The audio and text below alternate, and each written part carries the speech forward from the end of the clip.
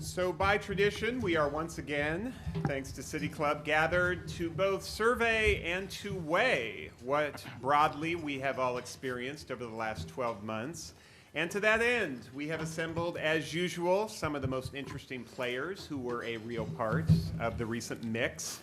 And that formula has always worked out very well for us, a review of the year refracted through some of its key participants.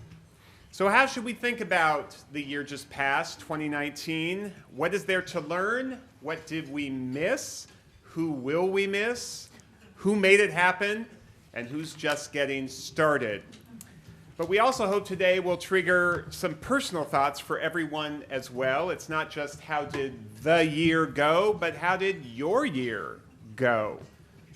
What was your headline, your game-changing experience? What did you change your mind about? Those are key questions today, since you'll certainly hear some personal reflections from those here on the stage. Indeed, that is a hallmark of the City Club Year in Review, the political and the personal. There is an additional hallmark of this event as well. By custom, I typically offer my version of the year in verse before we begin. I started this poetic practice several years ago on a lark, never thinking it would be more than just a one-time event. But that lark, it seems, has made its mark. So once again, as best I can, I present 2019 in rhythmic rhyme. The 737 MAX was grounded, and our high car tab tax got pounded. The impeachment hearings were quite a show, lots of testimony about a quid pro quo. There was a vaping ban, a tiny house village plan, a TV anchor became mayor of Spokane, a royal abdication in Japan. Amazon spent over $1 million on our local election, only to have its candidates suffer clear rejection. The viaduct came down, creating views that abound. Civic legend Jim Ellis passed just after his greenway was named a heritage area at long last. Jeff Bezos and his wife untied the knot after the National Enquirer put him in one tough spot. Many watched Como's Seattle is Dying, though several pushed back on a premise they weren't buying. There were viaduct tolls and presidential polls. Shama Sawant pushed for rent controls. Nordstrom opened its big New York store, but will that save it from the retail war? Mueller testified, Ruckelshaus house died, Rapinoe cried, and Inslee tried. And finally today, just when we needed a good cause to cheer up, our beloved Sounders won another well-deserved MLS Cup. 2019 in verse. And now the entree of today's program, our panel discussion. State Senator Hans Zeiger joins us today. He represents the 25th District, including Puyallup, Fife, and parts of unincorporated Pierce County. Zeiger, a Republican, is the ranking member on both the Senate Housing Committee and the Senate Government, Tribal Affairs, and Elections Committee. He is the co-recipient of the National Gabrielle Giffords Award for Civility in State Governance. Yeah.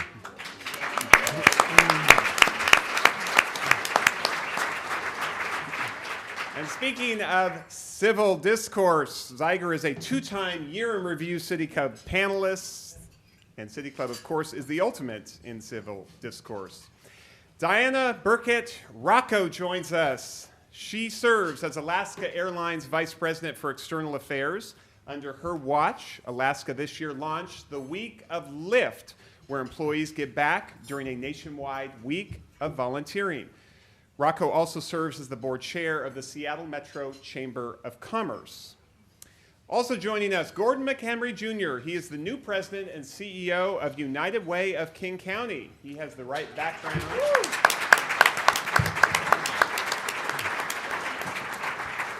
He has the right background for the job, having served as many years as head of Solid Ground, the well-known anti-poverty and social service organization. McHenry has many board affiliations, including with the Seattle Metro Chamber and the Mountains to Sound Greenway. And finally, Rich Stolz is the executive director of OneAmerica, Washington's largest agency devoted to immigrant refugee engagement and advocacy. Under Stolz's leadership, OneAmerica helped pass the Keep Washington Working Act earlier this year, which distances state and local governments from federal immigration enforcement. He was born in Korea, raised in California, and has visited and/or worked in all 50 states. Wow. A well-rounded panelist, indeed. And they all are. Please welcome our discussion folks.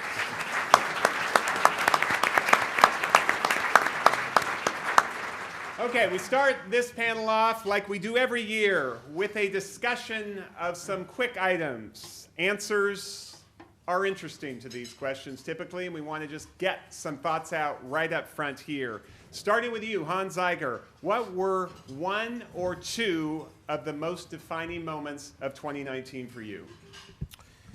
Defining moment of 2019 from a legislative standpoint was when Frank Chopp, the longtime Speaker of the Washington State House of Representatives, stepped aside as Speaker, still in the legislature, but no longer Speaker. Were you happy with that development? Well, you know, he has been a stabilizing influence in our state, and also a person who has valued the institution and has honored the institution in many ways. And of course, the follow-on from that is that Lori Jenkins of Tacoma is the new Speaker of the House. It will be the new Speaker of the House, and the first woman Speaker of the House in our state's history. Diane Rakow, one or two defining moments for you of the year? Sure. So one, certainly passionate at Alaska Airlines is Payne Field opening to commercial air travel. We've got 2 gates up there, and Rich is really excited about it because it's 5 minutes from his house. But actually what that says to me beyond Alaska is that we are truly a metro region, and I think we need to capitalize on that. The other one for me, I moved here first time 20 years ago, and the city is just so different, but the viaduct coming down and the tunnel opening, I think, is just a profound change in what we're going to do with the waterfront. Gordon McHenry, top defining moments? After almost 2 years of input, analysis, lots of consultants, a bunch of us who were involved with homelessness and housing came up with a plan for a new regional authority on the homelessness crisis response, which of course is currently under deliberation by King County Council, Seattle City Council, and Sound Cities. And so that was a very defining moment, and one for which I still carry some optimism. Rich Stolz. Well, sure. I guess I would focus on, for us, definitely passing the Keep Washington Working Act, which creates some clear lines between federal immigration enforcement and local law enforcement. But part of that story is also how there are still some sheriffs that have openly defied implementation of that law in Washington State.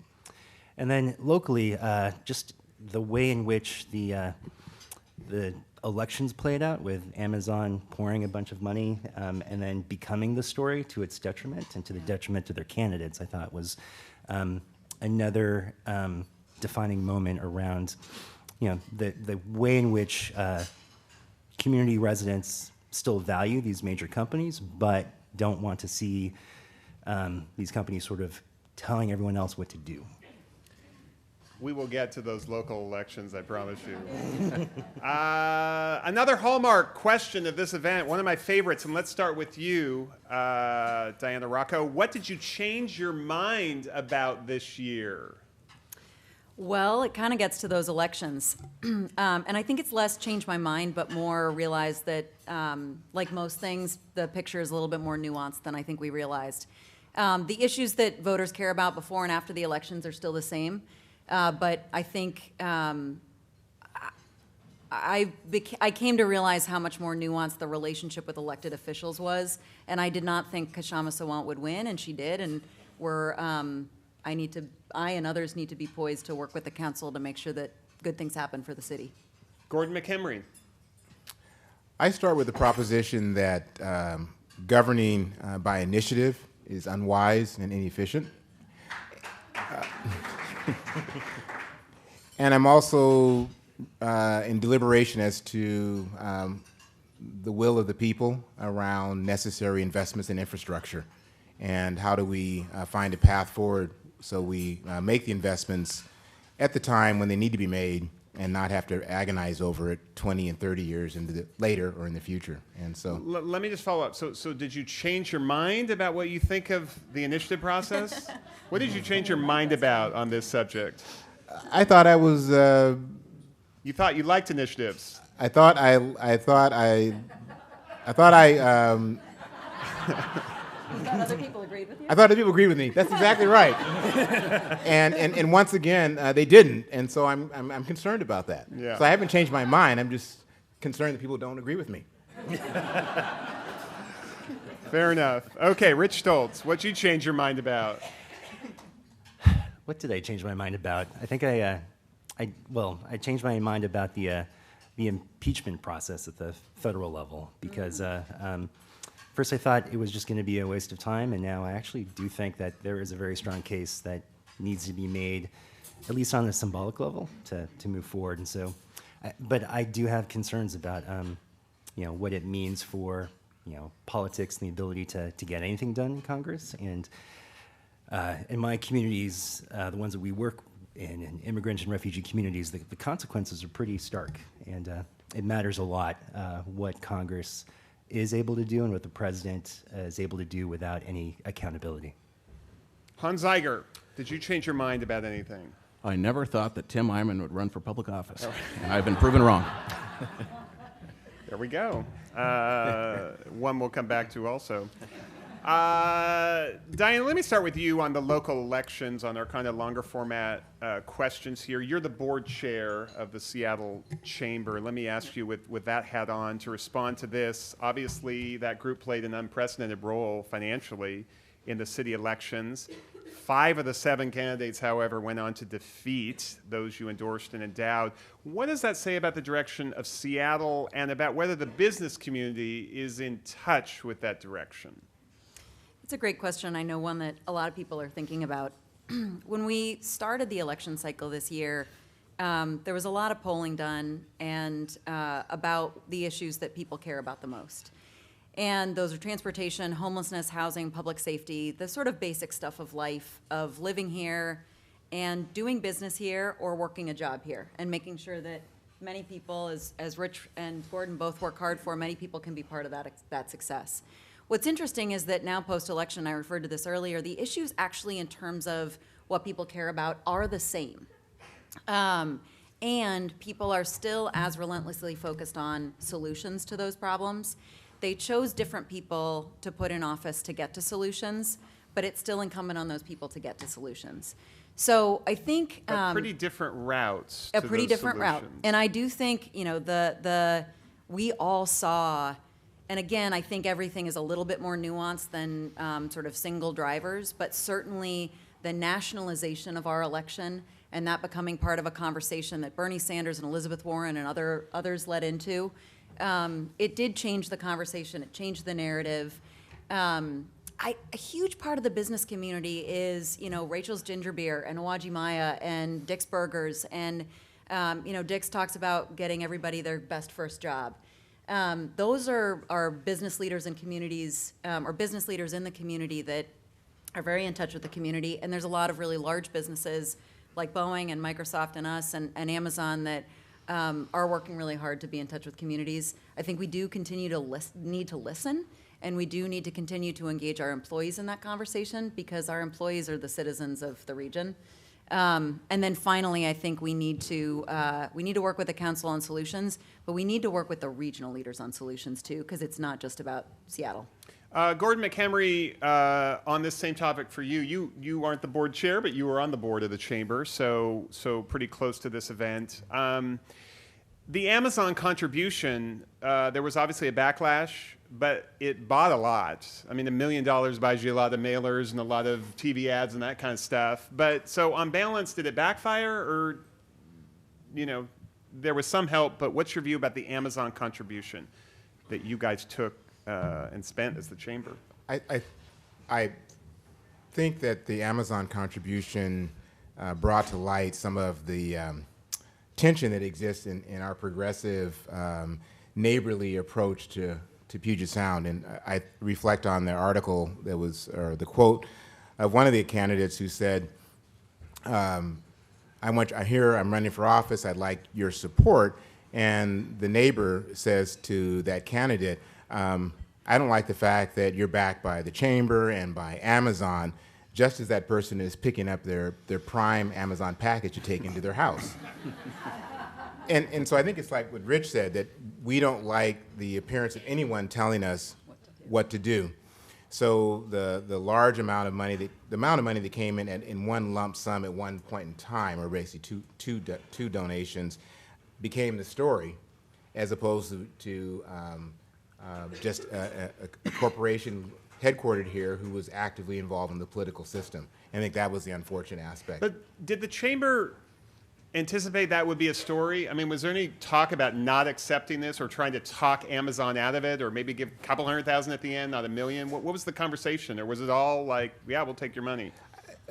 I think everyone in this room, because they're actively involved, understands that the chamber works through CASE, which is their PAC. And one person quipped in an after-action review, if you lead a PAC, you accept the money. And I'm a nonprofit leader, so I'm not actively involved in the case. I was at Solid Ground, and I'm at United Way, so we don't do partisan work. But I don't think there's any regret on accepting the money. It's just that I think it became this story, as opposed to what are the candidates standing for, what are they likely to do when they're in office, and that's the unfortunate part. And it became a national and soundbite, sort of a soundbite kind of communication. Hans Zeiger, for years now, Seattle lawmakers, or several lawmakers in Olympia, have had trouble, I would say, relating to Seattle's lefty politics. It's kind of a pinata down there for many to whack at, especially if they're not from the Puget Sound. Now that we've had almost a run of the table on progressive candidates in these last elections, what is Seattle's reputation going to be in Olympia come the new session? Well, of course, you've got a Democratic majority strongly in both houses of the legislature, and Seattle certainly has a huge influence in that. But it is significant that, as I mentioned earlier, with the change of speakers in the State House, I mean, that's going to be a huge thing to watch this year in terms of the dynamic there, because it's been pretty predictable what the legislature has been like when Frank Chopp has been in charge of the House. And now that Lori Jenkins is coming in as Speaker, she's from Tacoma, she's a Pierce County person. She's also probably, in some ways, if I had to guess, just predicting kind of how she'll be as Speaker, I think she'll be more ambitious, or more, she'll want to move more quickly on certain progressive items than Chopp did, where I think Chopp was more of an incrementalist, but we'll see. It has yet to be seen. Interesting. But does Seattle just seem like this kind of lefty, socialist, crazy town to a lot of your colleagues? There are some who feel that Seattle is out of touch with the rest of the state. Yeah. And I'm sure there are some, but I think this illustrates kind of, I think there's a disconnect in terms of understanding one another in different geographic regions. I mean, this is all across the country, urban and rural. There's a lack of understanding and a lack of conversation there. Right. And we have to find ways, and we have a huge opportunity to do this in the legislature, where we have people from all across the state in the legislature, to bridge some of those divides and to start to talk to one another in constructive ways and say, okay, we actually have a lot more in common than maybe we thought we did. Yeah. Some clapping there. Rich Stolz, let me just finally close this out with your thoughts on the local elections. You mentioned it a little bit at the outset, but how does it affect kind of your organization, the communities you work for? Well, I think the good news is it feels like there's a strong consensus in Seattle that we're not going to be doing what President Trump wants Seattle to do as it relates to immigrants and refugees and other policies that further suppress and repress and damage communities. And so I think that's good, and I think that would have been the case whoever the candidate was. I do think that there will be some interesting conversations. I think the biggest dynamic right now is that we've got a lot of new council members and just a lot of learning to do in terms of moving forward on different strategies. And so I'm eager to see how that evolves. like we were on sort of the other side on a number of the candidates through our C4 and our own PAC, and had The done other some side work. meaning the there's- non-winning sides? Oh well, I guess What do you mean? the winning side, non-chamber side. the other- non-chamber side. I'd Okay. say like I think what was interesting Seems like was your folks won. So, I mean, they won, but we were kind of looking at each other at the end of the day and said, I guess, and the PAC was the Civic Alliance for a Progressive Economy.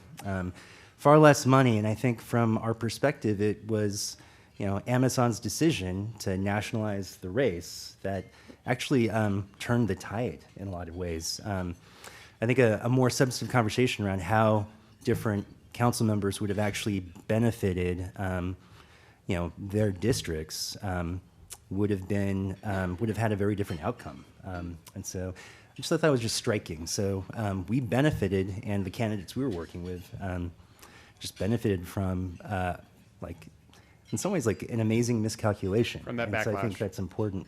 And just building on what Hans said, in addition to Jenkins, I think what's really exciting about this next legislative session, it's in many ways the most diverse legislature that we've ever had, and it's another year in since the elections in 2018, and a lot of these folks are now beginning to learn the ropes, and I think there's going to be a lot of energy and momentum around, even though it's a short session, around strategies that can better support all communities, including traditionally and historically marginalized communities.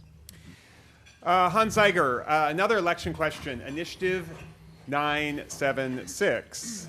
It won, so the car tabs will once again reset to $30 unless it gets thrown out by the courts. That process obviously has already begun.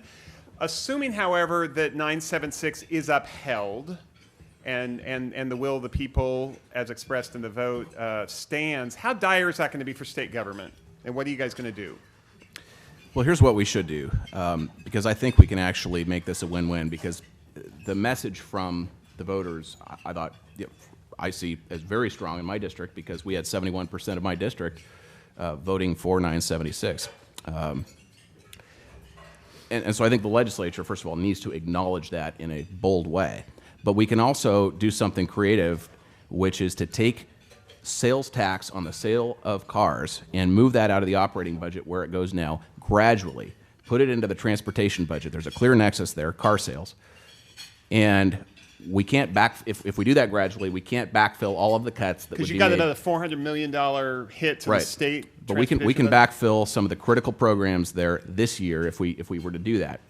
And then looking out into the future, we can see a major infusion of new revenue coming into the transportation budget, and we can do this at a time where there is revenue growth on the operating budget side of things. I just think that that's a common sense thing to do, and I would hope that that idea would be taken seriously. Now let's assume it gets thrown out, and so you don't have to do all this backfilling, that kind of stuff.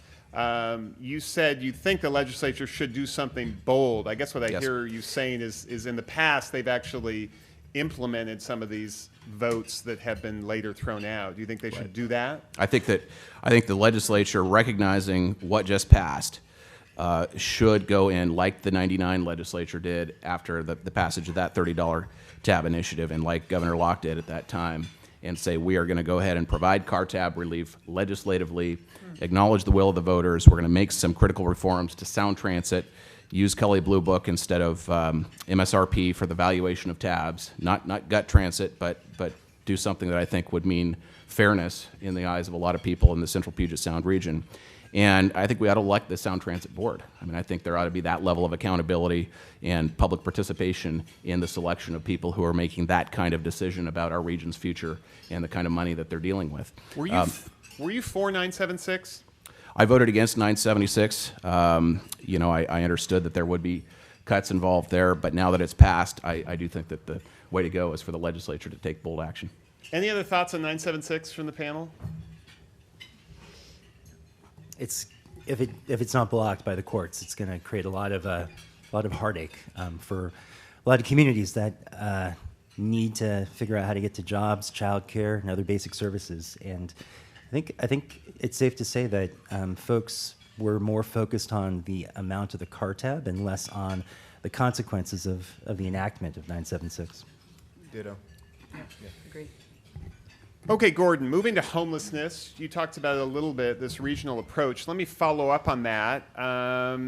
You, of course, are the incoming head of the United Way. We think of the United Way as one of the kind of premier players in the homelessness space. And after years of spending, however, a lot of time and a lot of effort on this problem, it is still with us. It still persists. The latest solution is this regional entity you talked about, made up of Seattle and all the suburban players. You seem to like that, but why should we expect that just kind of a new entity is going to crack the code that we just haven't been able to do at the local level, especially in Seattle? Sure. It's a very, when I think of homelessness, I think of homelessness, which many people define as people who are unsheltered. We see them living in places that are not intended for human habitation, so under the freeways, on benches and doorways. There's also a large part of our community that is what I call housing unstable.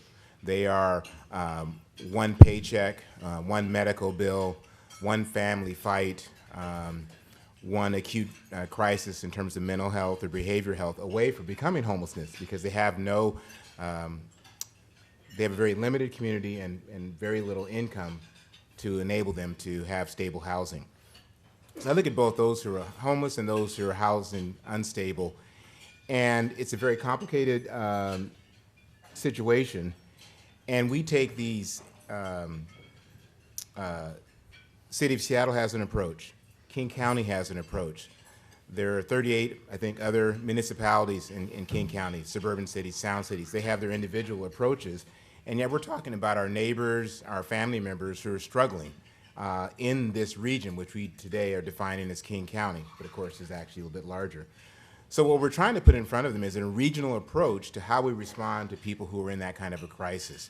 So it's not the Seattle response, it's not King County, unincorporated King County's response, it's not Bothel's response. It's one response to when somebody is homeless or days or a week away from becoming homeless. And then if you go deeper, and this is sometimes a wonkish community here, which is good, we have all these colors of money. And I saw this at Solid Ground, where I was there for 7 years. You've got the federal money, which defines homelessness one way. You've got the City of Seattle, which has an approach, which is not quite the same as King County's approach, but it's close. And then you may have a couple other municipalities. And then you've got a United Way that puts money into the pot. You maybe have a Rakes Foundation, a Gates Foundation. You know, a lot of us nonprofits have large finance departments just to manage the color of money. Or you have people who walk up to you and say, I'm in danger of becoming homeless, can you help me? And we say, oh, we're out of that kind of money, but if you call me once you're homeless, I have that kind of money. That doesn't make any sense. And this will change it. This would change it. This Absolutely. regional entity is going to solve those problems. Yep, exactly. And that's why many of us are in favor of it, because it's not going to solve homelessness or housing stability, but it will make it a more aligned, integrated, and a more efficient, over time, efficient way to deal with the housing crisis, even as we work to reduce the number of people that slip into homelessness, and we, over time, build more affordable housing. And both have to happen. Actually, it's reduce the number of people who are homeless, more affordable housing, and you need services for people who have certain medical, physiological, behavioral health challenges. And we as a community need to understand that, and it exists in every part of the county. It's not a Seattle problem. Rich Stolz, immigration. It was obviously a big issue this year on the national level, also here locally, lots of headlines about it. One interesting thing that happened was that King County decided to ban any ICE deportations from Boeing Field. How big a deal was that? So, it's a complicated story because there are actually a number of different players involved in what ultimately is happening at Boeing Field. But I think the important message or takeaway is King County demonstrated that there are ways in which local governments can engage in attempting to dismantle like a system being used by the president to cause significant harm to immigrant and refugee families. And in a very practical sense, for immigration enforcement agencies like Immigration and Customs Enforcement, it significantly increases their cost. So instead of being able to use Boeing Field, which is far easier to use, because of its relative proximity to the Northwest Ice Processing Center, where literally thousands of people are being held, sometimes without due process or often without access to legal representation. ICE now has shifted some of their air operations to Yakima, in a county-owned field there. And so, but it's making it more difficult for an agency like ICE to cause the kind of fear and anxiety in immigrant and refugee communities across Washington State. And I think that's an important thing. And there are grassroots community members in Yakima now putting pressure on that city council and and those contracted companies around what happens next there. So I think what's exciting is folks are finding ways to get engaged in this broader fight around how this country relates to immigration and immigrants. And I think these have been very constructive battles and fights in terms of taking it to a local level that can have perhaps outsized impact. Has the Boeing field ban had the effect you'd hoped? Has it actually reduced the number of deportations, which I assume is your goal, or has it just moved them to Yakima? I think we're talking about a national agency, right? So our sense is that it's a long-term fight with lots of local battles, including at airports, including at courthouses. Immigration agencies like ICE are doing everything they can to meet quotas, to find people. And I think what's been most striking, their response has been interesting because what a federal agency has done is they've launched sort of a public relations campaign where a federal agency is actually on the air, on Fox News, on other agencies, enlisting Como and the Sinclair Network, for example, to hold town halls talking about the danger of not enforcing immigration laws when we have very responsible and sensible policies in King County and Washington State that say that if there's a criminal issue that requires the attention of the criminal justice system, ICE should let local agencies know. They are essentially saying they don't have to get a judicial warrant to notify individuals or notify law enforcement agencies about individuals in their custody, so they're not going to. They'd rather just blame law enforcement agencies for releasing individuals that maybe shouldn't have been released. And it's just striking that that is the approach being taken by a federal agency. And I think what we need to make sure is folks recognize that the story is really about the fact that the population of undocumented immigrants is different than it used to be. Now, we know that the majority of undocumented immigrants living in Washington State have been here for 10 to 20 years or more. It's a very different population than what ICE is portraying. These are folks that are embedded, involved, engaged in their communities and work. What's happening is this agency has politicized itself, and they need to be held accountable to that.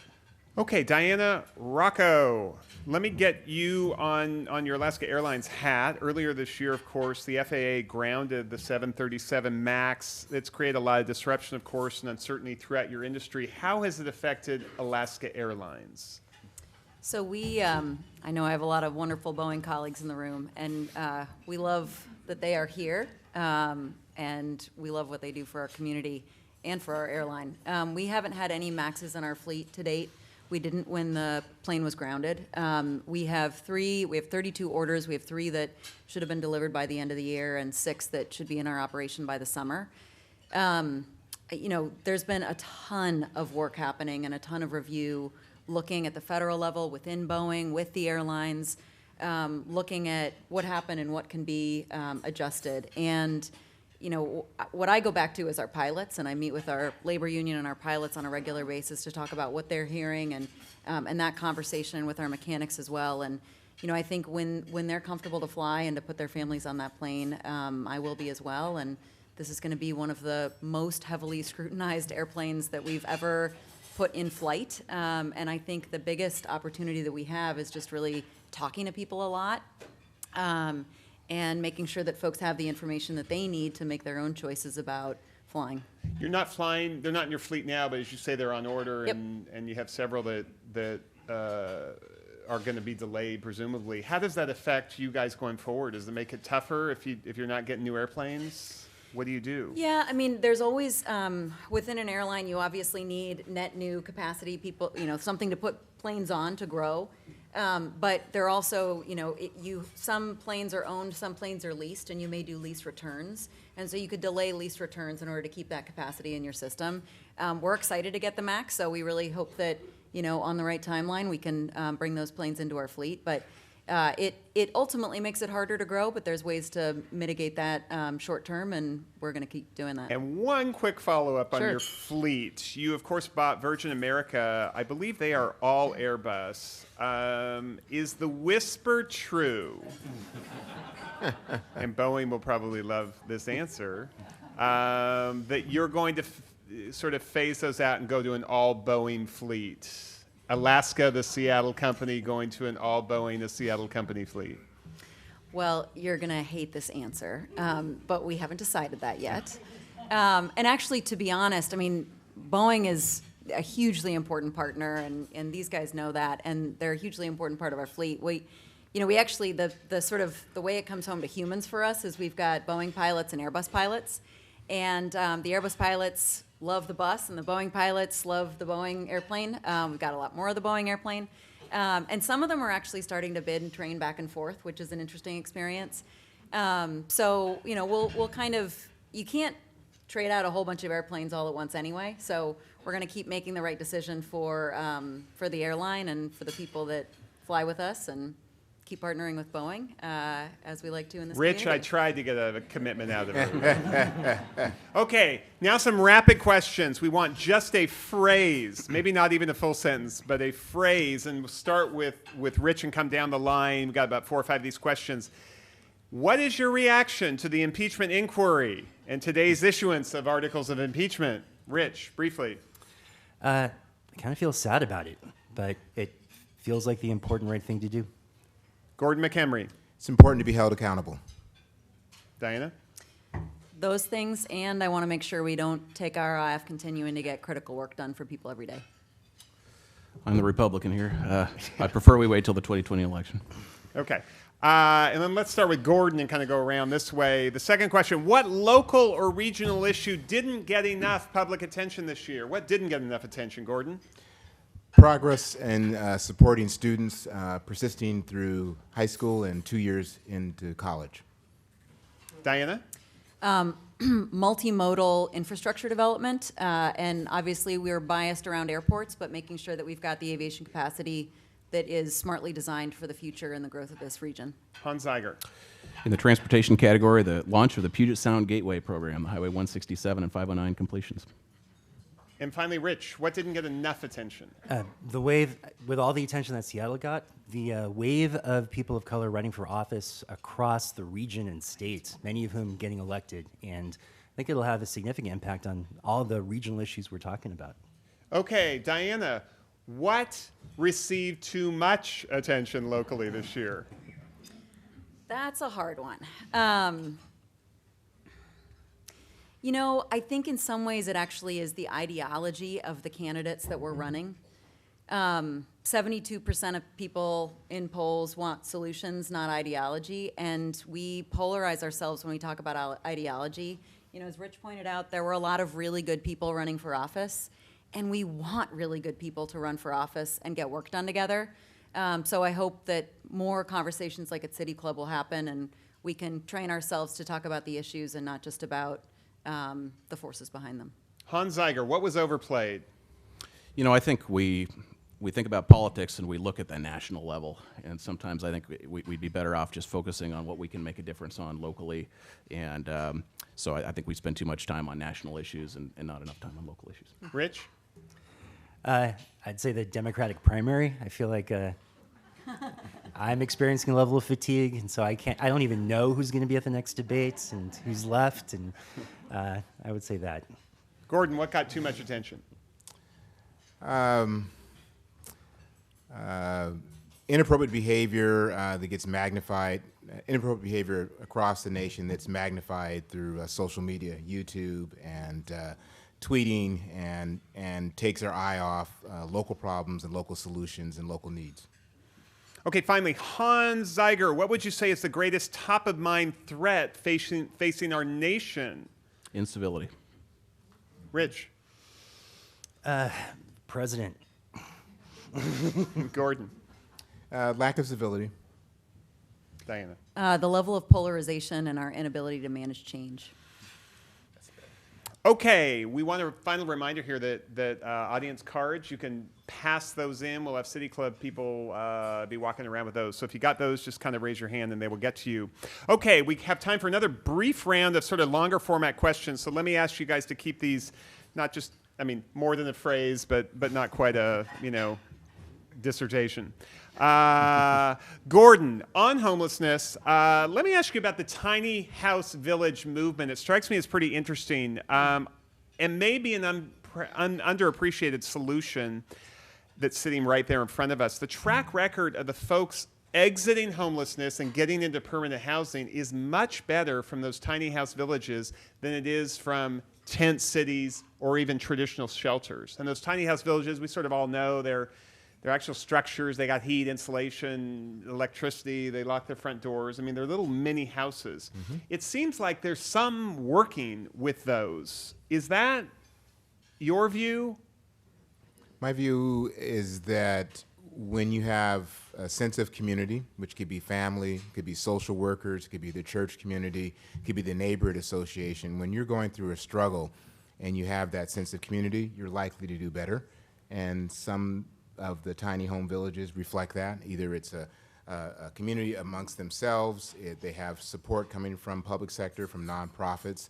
I think that's why you see some better results rather than being isolated in tent encampments or wandering, trying to find a warmer place, safer place to sleep. And are you in favor of expanding them? Obviously, it's a little bit tricky to expand them because they feel kind of semi-permanent as opposed to just a tent city, which can kind of up and leave pretty quickly. Once you get a tiny house village, it's hard to see those. I guess some have moved, but it feels like they're sort of permanent. I'm going to not directly answer your question and be transparent about it. I figured.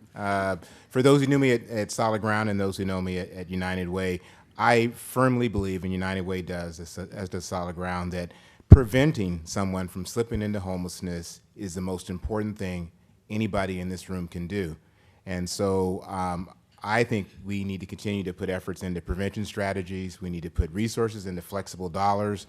We have a program at United Way called Home Base in just 6 months, working with the King County Bar Association, the Seattle Mariners, two nonprofits, Wellspring and Urban League. We prevented 414 families from slipping into homelessness just by preventing them from being evicted. And that's using flexible dollars, privately raised dollars, and those families are in a much better place having been able to keep their housing than to go through all the trauma and the dislocation and the expense of being evicted, being unsheltered or sheltered, temporarily sheltered, and then trying to regain their stability.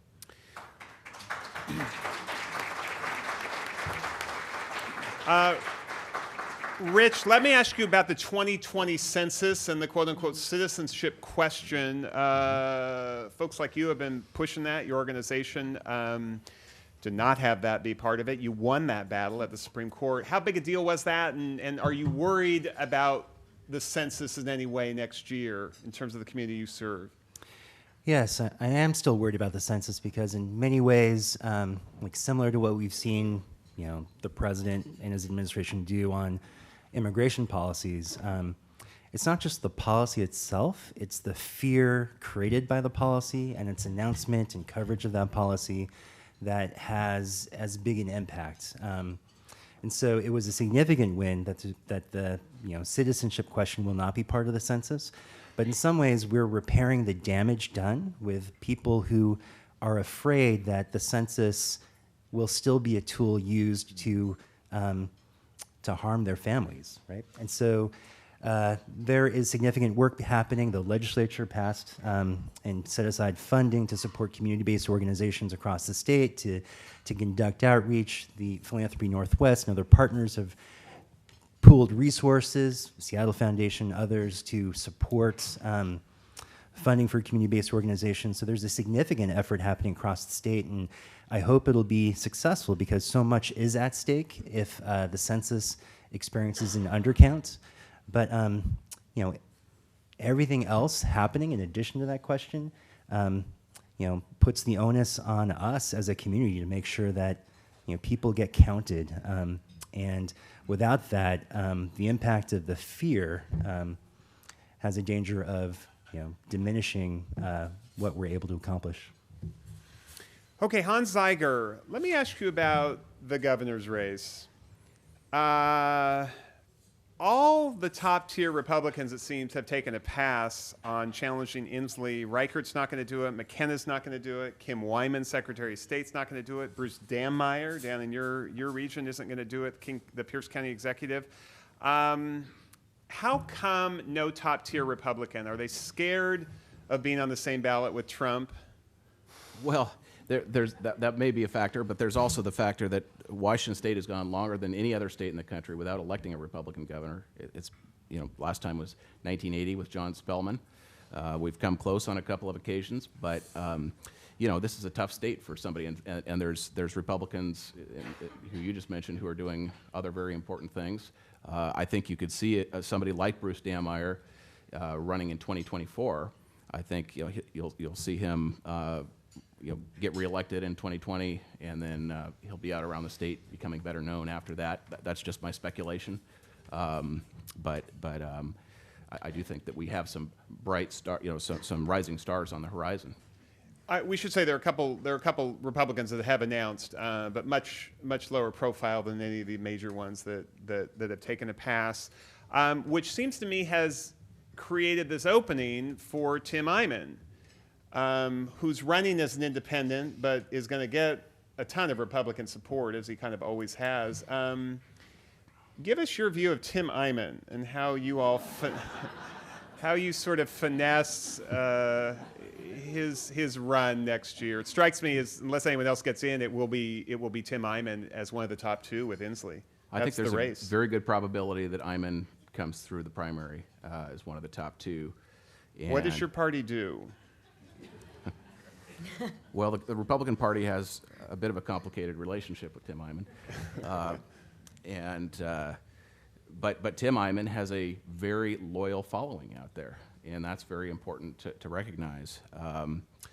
I had a disagreement with Tim Eyman this past legislative session related to the advisory votes. I was in favor of ending the advisory votes, and Tim Eyman sent 5 emails out attacking me. Yeah, you were attacked. Wow, on social media. I found out a little bit about sort of you know, his on the other side of Tim Eyman. But when it comes to something like, you know, should the legislature take action on car tabs, I can agree with him on that. I mean, I think Tim Eyman, I think, speaks for a lot of people out there, regardless of whatever flaws he may bring to his work. He speaks for a lot of people who feel like government is not listening to them. And it's important that we as legislators in particular be paying attention to those voices in our state. They come from all across the state, and you know, we can't just ignore that part of our state's electorate. Okay, and now final question before our next rapid fire to you, Diana. You were the longtime, I believe you were the chair of the board of Group Health. You were certainly on that board for a long time. I worked for Group Health. You worked for Group Health. Okay. Well, then my question's very appropriate.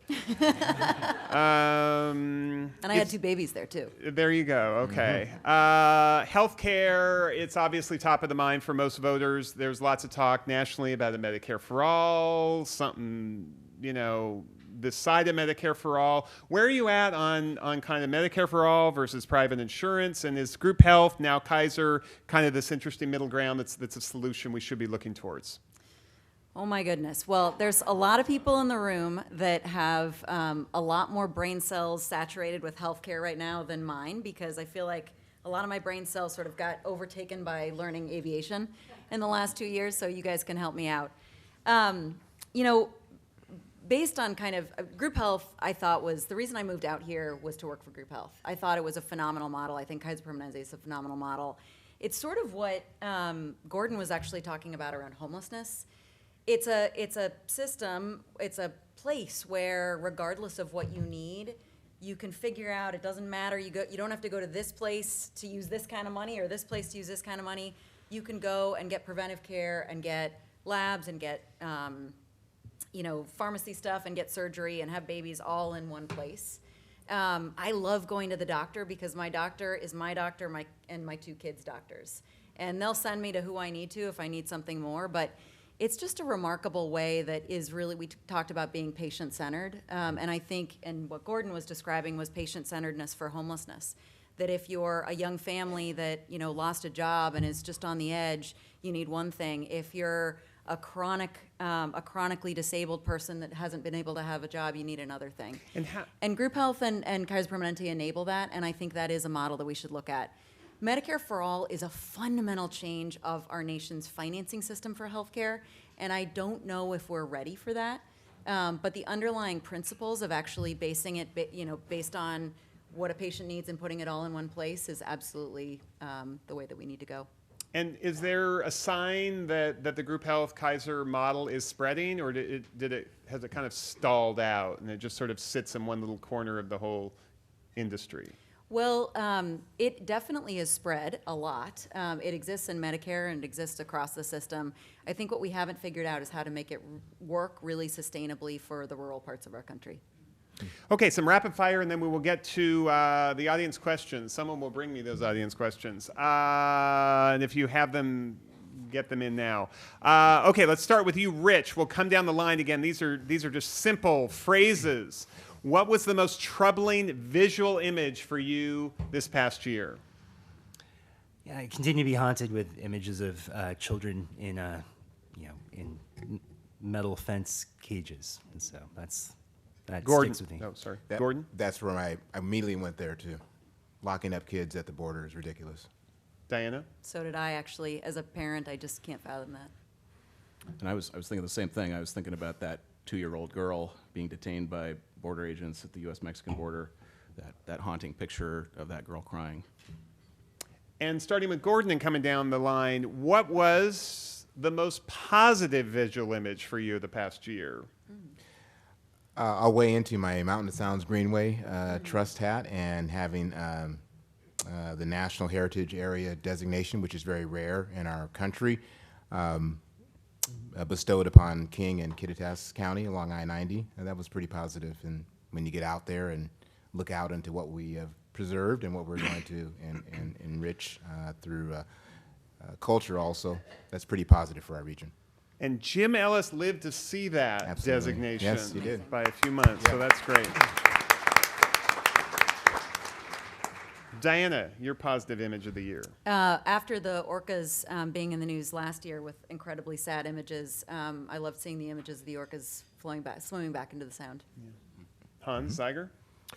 You know, there's a scene in the new movie out, the Tom Hanks movie about Mr. Rogers, where Tom Hanks bends down and whispers in the ear of the father of the main character, the journalist, and the father is ailing, nearing death, but Mr. Rogers whispers this very compassionate message in his ear, and that stuck with me for a while. I highly recommend the movie if you haven't seen it.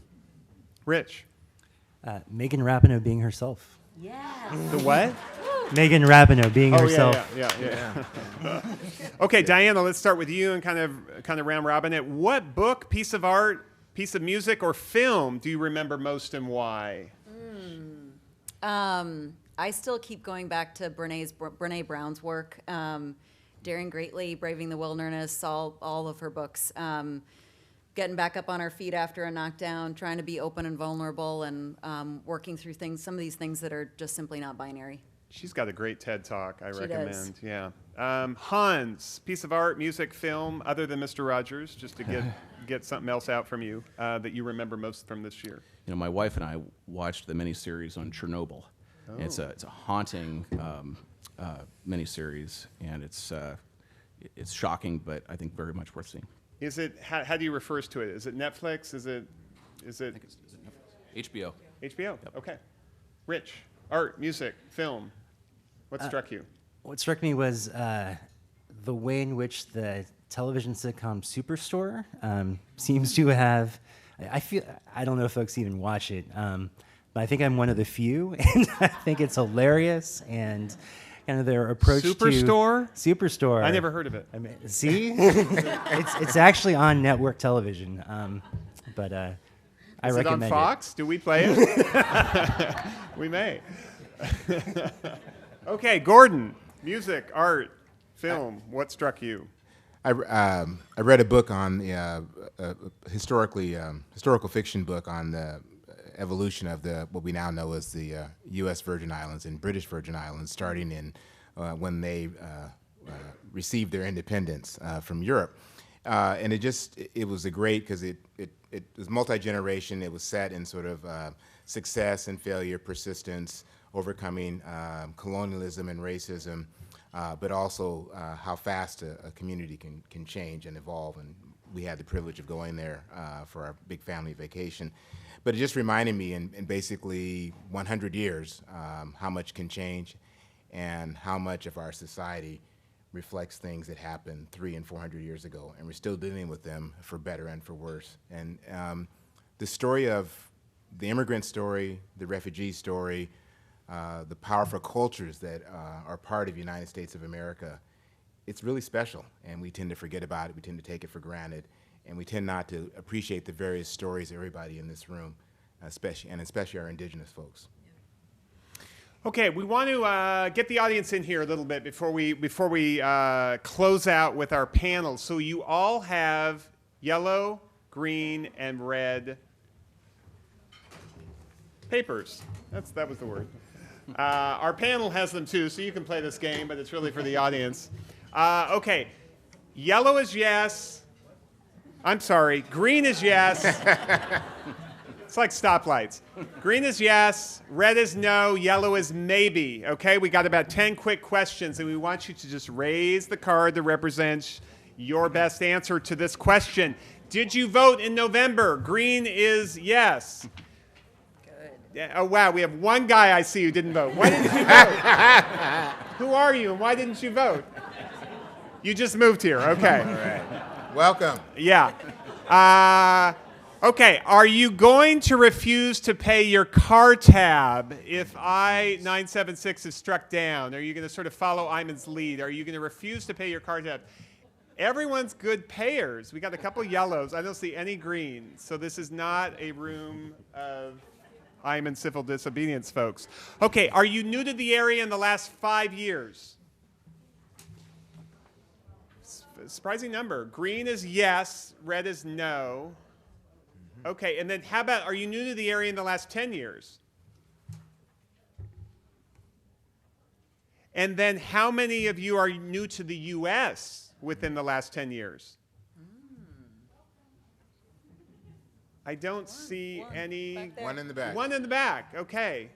Congratulations. Do you rent? Green is yes, red is no, and no maybes. You know which you are. You're a renter or a homeowner. I would say more homeowners. Red is a homeowner, right? Yeah, if I say, okay. Would you rather live in a tiny house village or a homeless shelter? How about, do you want to live in a tiny house village? Yes is green. Your choice is a tiny house village or let's just say homeless shelter. So green is a tiny house village, red is a homeless shelter. Gordon, I don't see any reds. This is an endorsement for tiny house villages. We'll see what you do. Did you watch Como's Seattle is Dying? Yes, no, maybe. Did you agree with Seattle is Dying? Yes is green. A little bit split. A little bit split. Okay. Do you drive to work alone in a car? Every day. Basically, do you commute? Yeah. I should say, do you commute to work? Maybe you do it that way. I would say most of you are not single occupant drivers. And the number is going down. Did you see that story? The number of single occupant drivers is down, I think, more than any other city, something like that. A milestone for us. Do you avoid the SR 99 tunnel now that there is a toll? Green is yes, I avoid it. Red is no, I don't avoid it. And yellow is maybe some days I avoid it. Okay, about split on that. Did you watch the Sounders championship game? Yes is green. I would say about split on that. Did you watch any of the Women's World Cup? I think we have more that watch that than the Sounders. Will the Seahawks make it to the Super Bowl? Green. Oh, God. God, we have I'm surprised at how few greens there are. Maybe last week there would have been more greens. Maybe last week there would have been more greens. And finally, drum roll, please. Green is yes. Red is no. Yellow is I don't know. Will Trump win re-election? This is a red and yellow, a couple greens here. This table is a few here. Davis Wright Tremaine, you got some. Okay, thank you all. Give yourselves a round of applause for that. Okay. Okay, these are great questions from the audience. Hans Zeiger, this one goes to you. What's the single most important message that we as constituents can deliver to our state representatives in advance of or during the 2020 ledge session? Get out on time. Do you guys listen to how much you listen to your email, or does that just sort of go in a I don't know, just a to be read folder that never was looked at? I spend a lot of time on email with constituents. I think that what I often see is you'll get these interest groups that'll generate emails, and you'll get hundreds of these from constituents, but they're the same email every time, so we have to send back the same reply every time.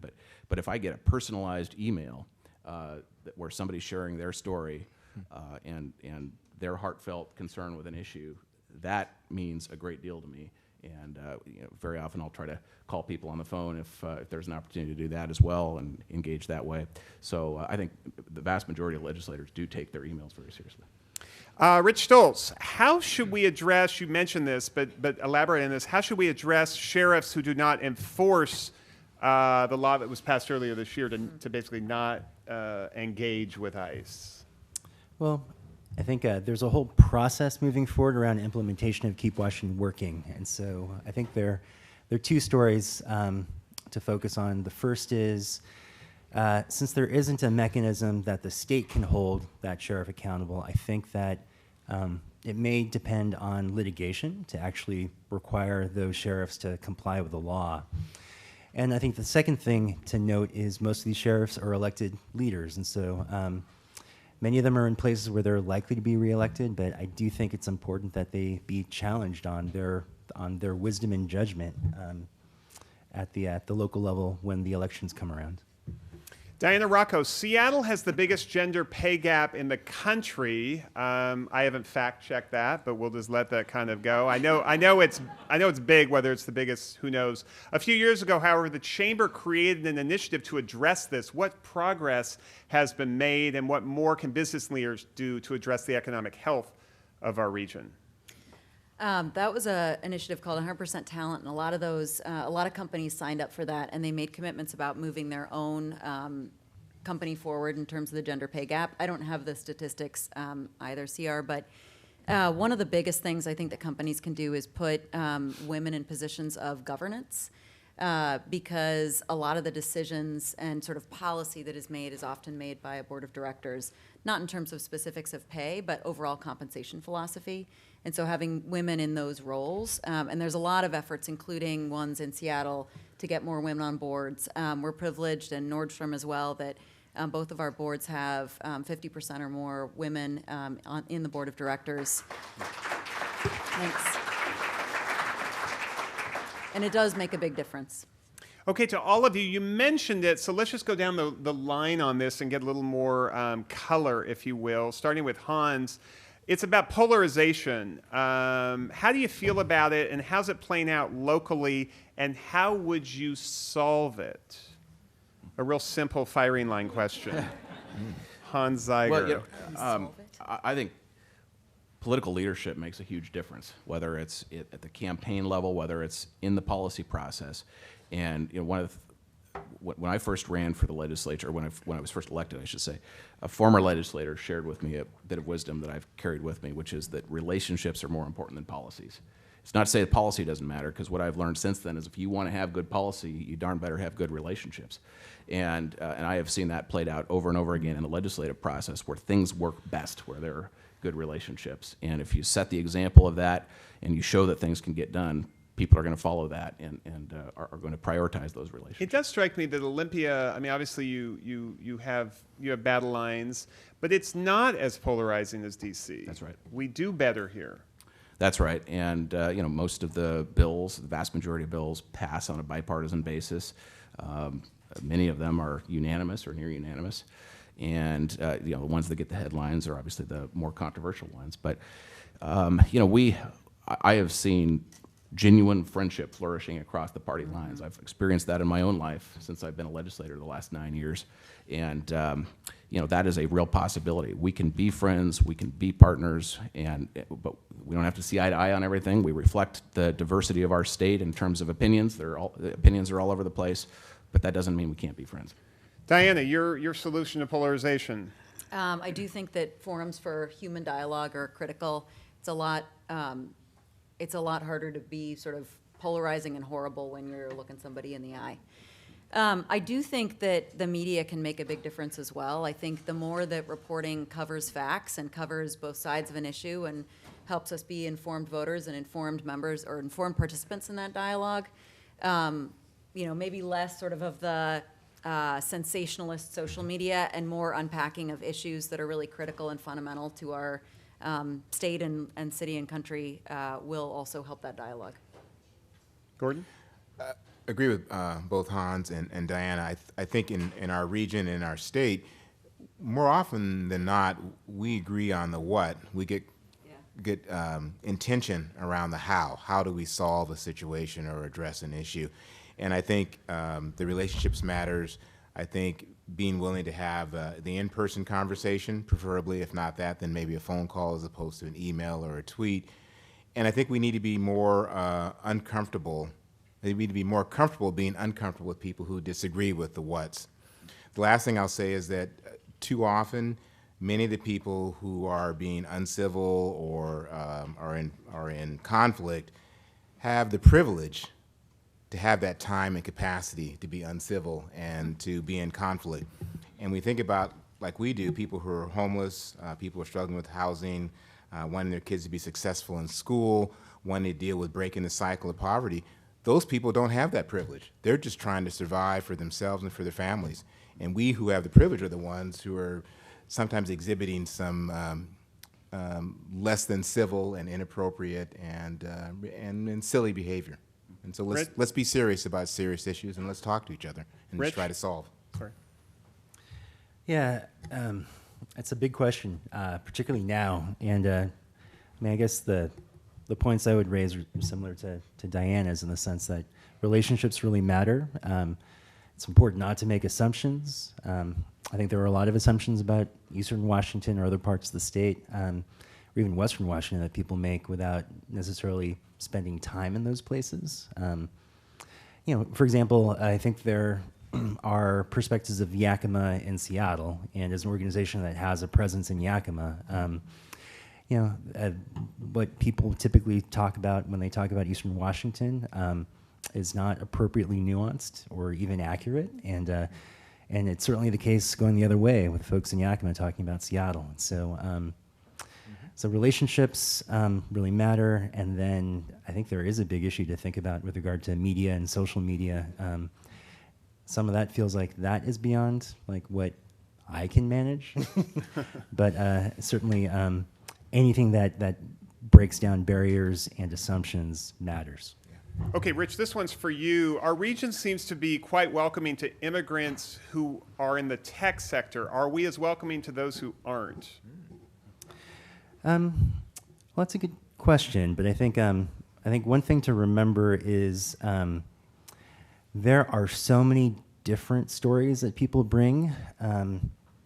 So while there is a lot of support coming, say, for example, from the high-tech industry and more broadly around high-tech immigrants, it's also the case that Washington and Seattle are among the nation's leaders in being welcoming to refugees.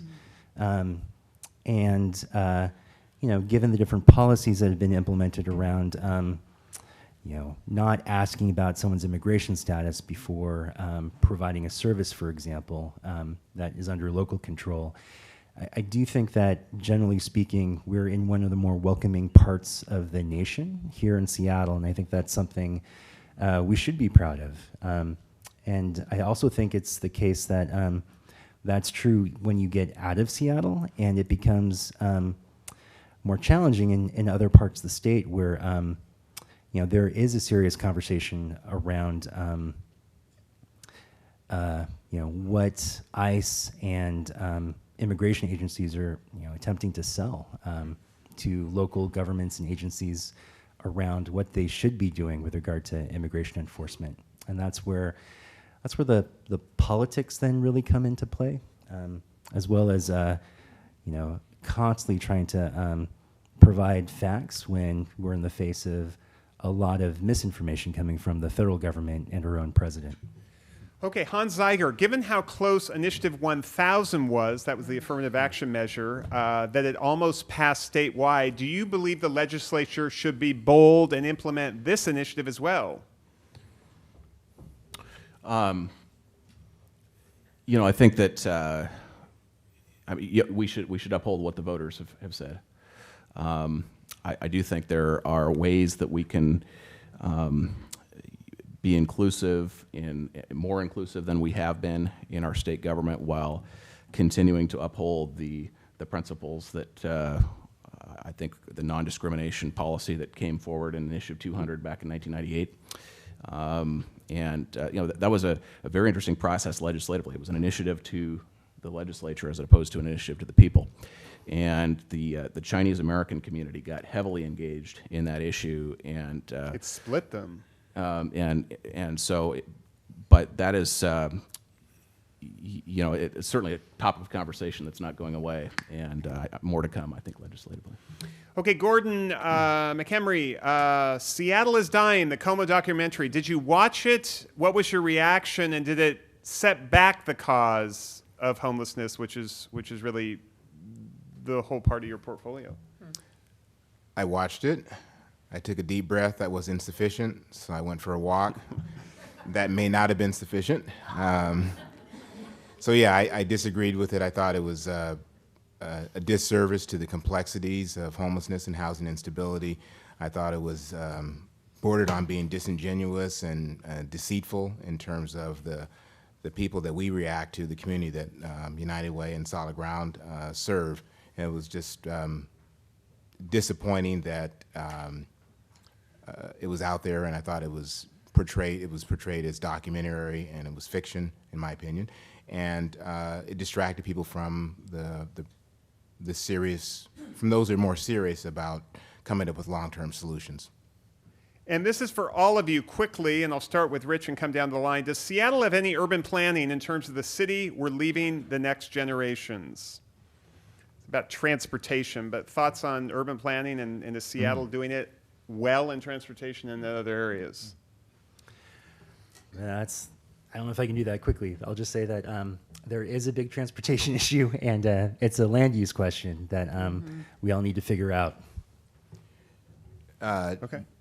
Transportation, yes, I agree with Rich, and transportation is also related to our housing issue. People are not living where they are working. That creates more stress on our transportation. So we need to have more affordable housing in all parts of the county, and the region, and we need to have viable employment in all parts of the county, and not just situated in Seattle or Bellevue. Diana. I agree with that. I think it's not connected enough the way it is between modes and green space and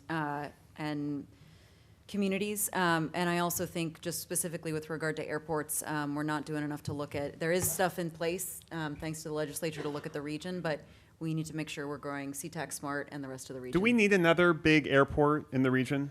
We- Payne we- Field will not solve that It capacity won't. problem. It won't. Why? And there's just too much capacity. The number of passengers expected to depart from this region is expected to double by 2050, and there's just simply not enough gate space to accommodate it.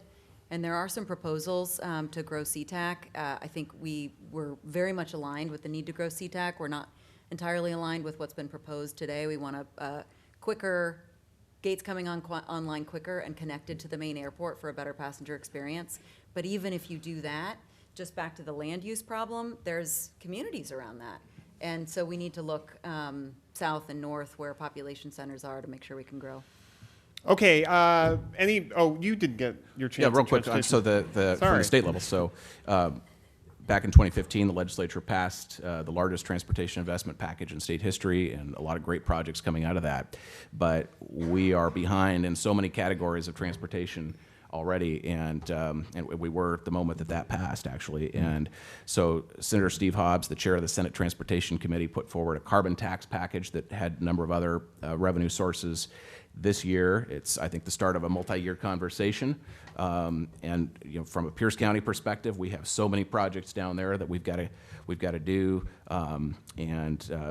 Whether we're talking about fish passage barrier removal all across the state, whether we're talking about our ferry system, whether we're talking about highway improvements, widening projects, extension projects, there's so much to be done, and we need to start engaging in kind of what is that next generation of Okay, transportation. one more brief audience question for you, Hans, and then we got a couple finals before we excuse you all and adjourn for the day. Should we, Hans Zeiger, be worried about election security here in Washington for next year? We should be concerned about it from the standpoint that we need to support those who are doing that work. But the good news is we've got some really competent people doing that. And for example, in the 2018 election cycle, the Secretary of State's office partnered with the National Guard to provide election security, to do threat detection, as well as provide security in real time while the election was taking place. And I think that is something that will continue this next year. Okay, let's start with Rich and go down the line. A couple questions. Who is your hero from 2019? Oh. Can I say Megan Rapinoe again? I got an Of applause course. line before. Yeah. So, but, I have the benefit of working with a lot of community leaders who sometimes don't speak English, that are engaging directly with legislators, decision makers on issues that really directly impact their lives. And, there's a long list of folks there. Juan Monje, anyway. So I have the privilege of being able to work with folks who are standing up and acting with courage, irrespective of their immigration status. And so I have many heroes. Okay, Gordon, we got to be brief on these as we close. Your hero from 2019. Okay, two names that have already been mentioned. Jim Ellis and his whole vision and life of 1/3 for self, 1/3 for family, 1/3 for community. I think it's incredible legacy. We also mentioned Frank Chop, a friend and a person I followed at Solid Ground, a good friend and a mentor to me. Diana. Ruth Bader Ginsburg. She just keeps going. Hans Zeiger. Congressman Denny Heck announced his retirement last week, and a hero to me.